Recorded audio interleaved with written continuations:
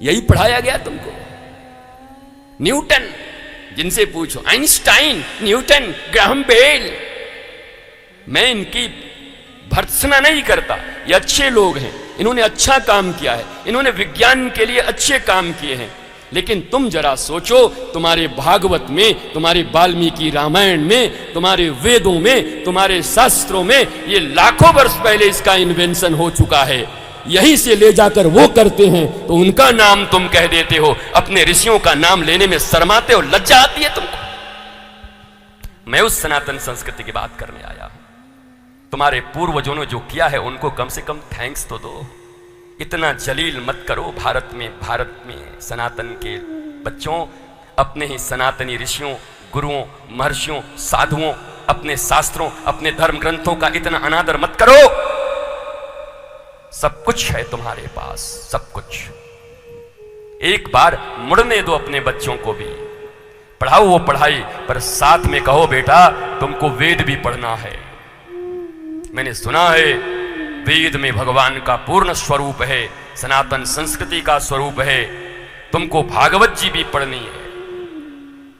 दो कौड़ी के इंग्लिश पढ़ाते पढ़ाते बाबा ब्लैक शिप, जानी जानी यच पापा, लिटिल चुगल नो पापा।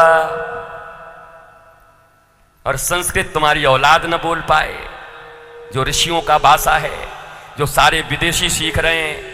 जर्मन सीख रहा है संस्कृत, फ्रांस में संस्कृत सीख रहे हैं, रशियन संस्कृत सीख रहे हैं, और ये दो कौड़ी के हम भारतीय लोग संस्कृत हमारी विद्या, जनी जनी यच पापा, लिटिल चुगल नो पापा।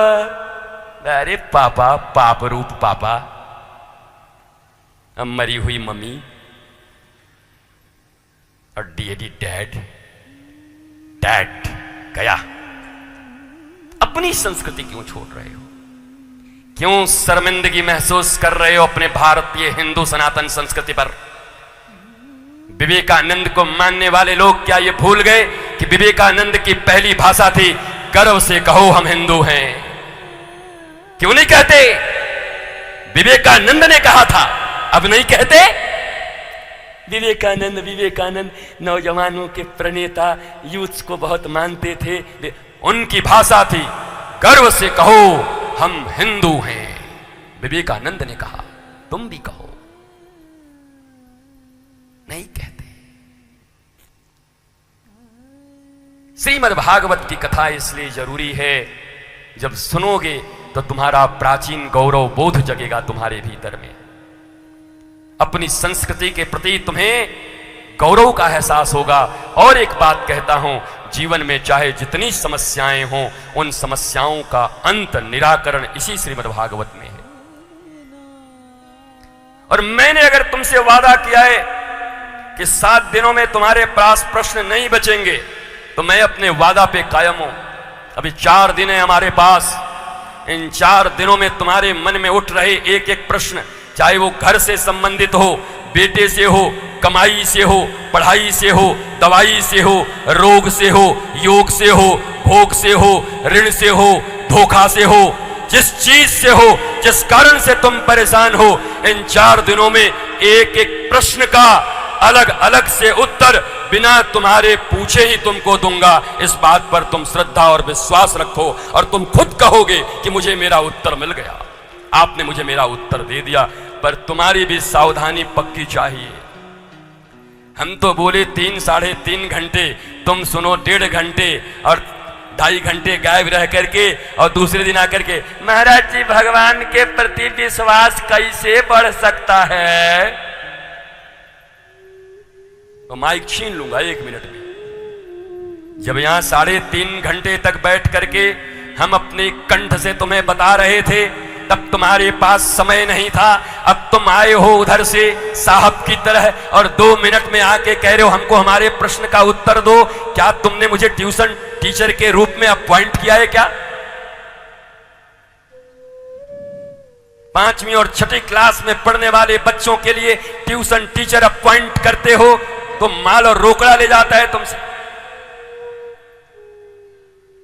वेद वेदांत सिद्धांत भगवान के संपूर्ण ज्ञान को देने वाले वो महापुरुष तुम्हारे बीच में सुदूर प्रांतों से आकर के जब बैठते हैं तो तुम उतने समय तक नहीं बैठते, आधे घंटे उधर उधर करते रहते हो और बाद में आके प्रश्न पूछते हो, ये कैसे, ये कैसे, ये कैसे।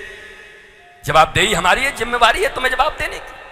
जवाबदेही इनके प्रति है जो प्रतिदिन 7 दिन आकर बैठ रहे हैं, प्रारंभ से बैठ रहे हैं। इनके जिंदगी में जितने सवाल होंगे उतना जवाब इनको रितेश्वर देगा, इनके पास रहकर देगा, इनके जीवन के एक एक समस्याओं का निराकरण करेगा।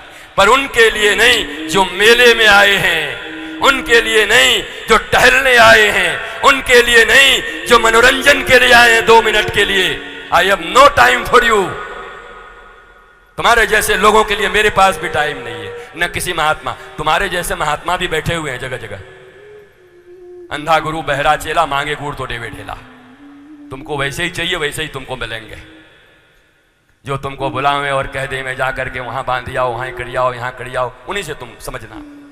तुम ज्ञान नहीं समझोगे। तुम्हारे पति से तुम्हारा कैसे बनाओ हो, ये बात कोई सत्पुरुष महात्मा सदगुरु गीता और भागवत के अनुरूप तुम्हें अगर सिखा दे तो तुम्हारे पति से बिगड़ी हुई बात, तुम्हारे परिवार से बिगड़ी हुई बात, बेटे बेटियों से बिगड़ी हुई बात, परिवार में बढ़ रही दूरियां, परिवार में बढ़ रहा असंतोष, परिवार में बढ़ रहा अविश्वास, उस ज्ञान के बल पर तत्क्षण दूर हो जाए। पर तुम वो सुनने वाले नहीं हो। तुमको वो अच्छा लगेगा जब मैं कहूं जाकर के वहां डोरा बांध आओ, जब मैं तुमको कहूं वहां काला कुत्ता खवाई आओ, जब तुमको मैं कहूं जाके वहां घूम आओ, जब मैं तुमको कहूं 3 दिन उपवास रह जाओ, तब तुम समझ जाओगे उपवास रहने से तुम्हारा पति मान जाएगा। पागल हो गए हो, बुद्धि सटक गई है तुम्हारी। पर्सनल रिलेशन में कहां गड़बड़ी हो रही है, कहां भूल हो रहा है टकल करने में। कौन सी बात है जो तुम्हारे हृदय में लग जाती है, कौन सी बात उनके दिल को छू जाती है, ये कोई महात्मा तुमको बता देगा। इधर आओ बेटे, इधर आओ, सुनो ऐसे करना। देखो सीता जी ने यहां ऐसे किया, देखो जानकी जी का ये रहा, सती अनसुईया ने ये किया, तुम इतना सिर्फ मानो और देखो तुम्हारे घर में ठीक हो जाए। ये तुमको पसंद नहीं है। तुमको रातों रात तुम्हारे गहने को, जेवर को दुगना करने वाले लोग आकर के तुम्हारा जेवर लेके भाग जाएंगे, उसी के लायक हो तुम। पाखंडी बाबा निकल गया, हमारा गहना लेके भाग गया। बाबा पाखंडी था और तुम तो बड़े निर्लोभी थे। भारत सरकार 7 वर्ष में धन को दुगना करती है। एक व्यापारी रात दिन जग करके दुकान पे बैठ करके और अपने सामानों को बेच करके धन को दुगना करता है, और तुम इतने लोभी आए थे कि रात भर में अपने गहने को दुगना करवा रहे थे, अपने सोने को दुगना करवा रहे थे। लोभी, एक नंबर के लोभी अज्ञानी। बाबा पाखंडी निकल गया और ये बड़ा महात्मा निकल गए। लोभियों को ही पाखंडी ठग सकते हैं, किसी सत्यवादी को कोई पाखंडी ठग नहीं सकता।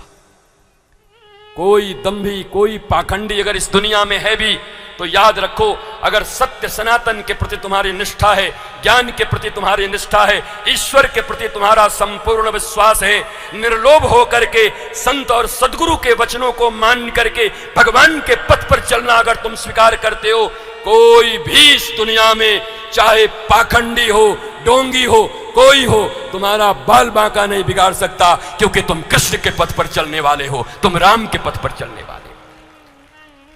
फिर काय बात का इतना तुमको दुख है? कौन पाखंडी, कौन ढोंगी? तुम ठीक हो जाओ ना। दुनिया को गाली देने से तुम्हें क्या फायदा है?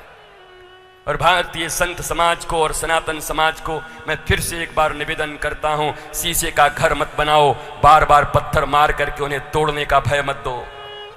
मत डराओ अपने संतों को कि एक बार कोई आरोप लगा करके तुम्हारी जिंदगी बर्बाद कर दूंगा, तुम्हारे कपड़े उजले हैं उसमें दाग लगा दूंगा।